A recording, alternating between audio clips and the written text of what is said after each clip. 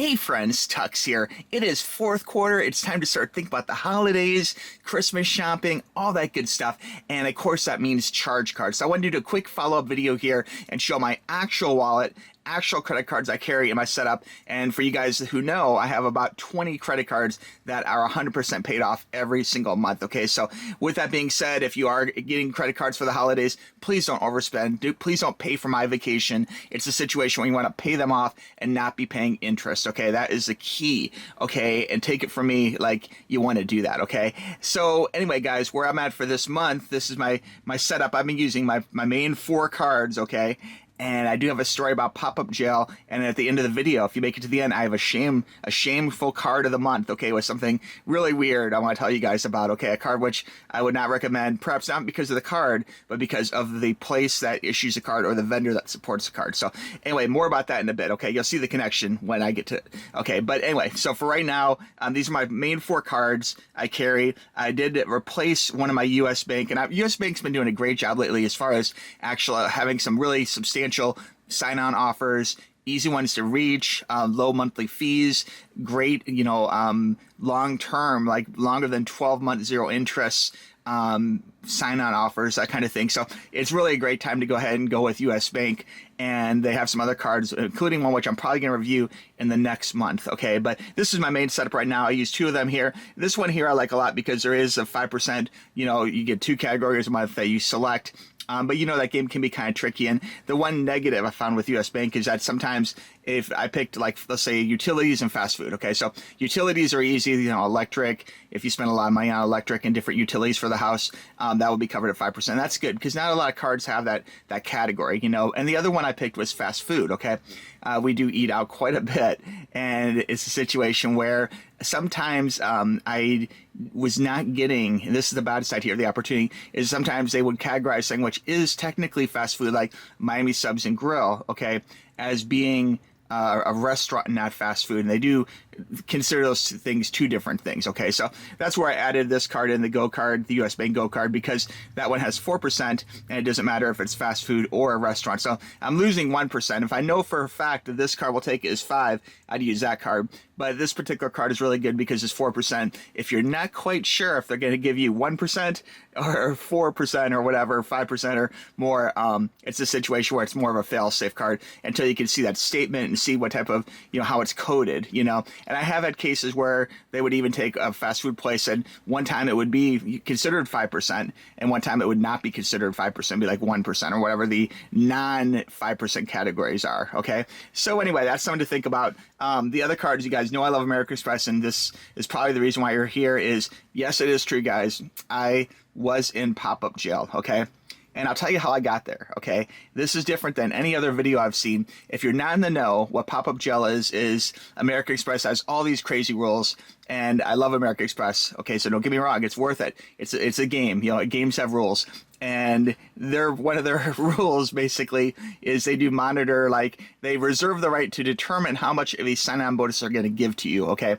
And if they tag you as being someone who is maybe a little predatorial as far as someone who's aggressively getting lots of bonus sign-ups at one time or something, they will tag you and put you in what's known as pop-up jail. And what that is basically is they will issue a card, no problem, but they say that they're reserving the right to not give you the sign-up bonus based on, a lot of different factors. And they're not even super clear exactly what factor applies to you. But it is a situation where at this time they can sign you up, no problem, but they're not giving you the bonus, okay? And of course you don't want to do that because, a lot of Amexes have a once-in-a-lifetime rule where you cannot get the sign-up bonus, twice. And if you do downgrade the card later or cancel the card later, there's a very good chance they will definitely not give you the sign-up bonus then. So my story is this. Okay, so I was going through these. I've got to get the bonus for these 2 cards. Absolutely love them. 6% groceries, can't beat it. Hilton's Honor, awesome. So many great perks. If you're a Hilton's guy or gal, definitely you want that card. The Aspire card, amazing card. It's my favorite card.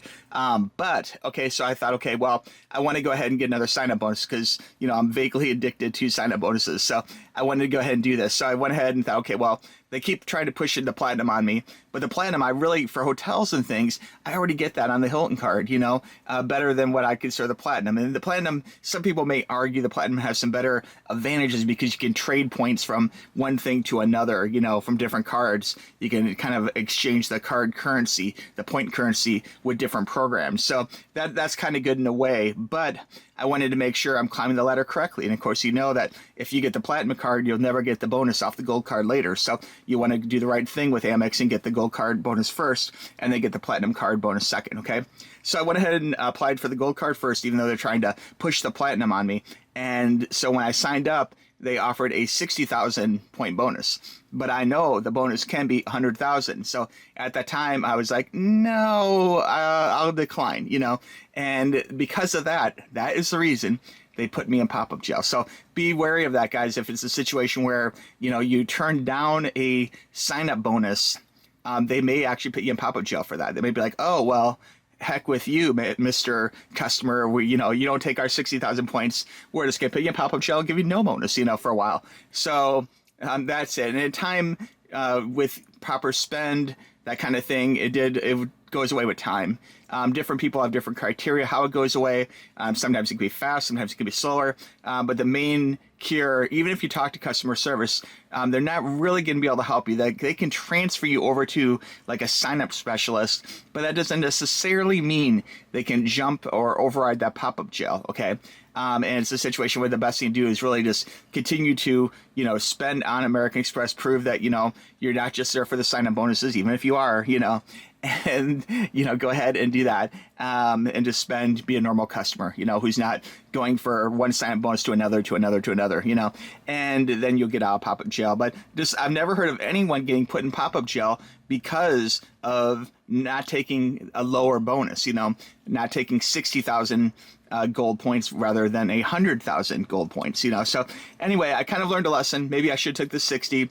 Maybe I shouldn't have. Maybe I should have waited. And I didn't think there would be any kind of repercussions because I didn't take 60,000 points. I thought, okay, I'll just sign up later under a different referral code or something and get the 100,000 or maybe more. Who knows? Maybe some kind of crazy Black Friday sign up thing. Because American Express has been very eager to sign people up lately. So anyway, that's my story, guys. Still love American Express. Favorite cards. They're awesome. 6% groceries. You cannot beat that.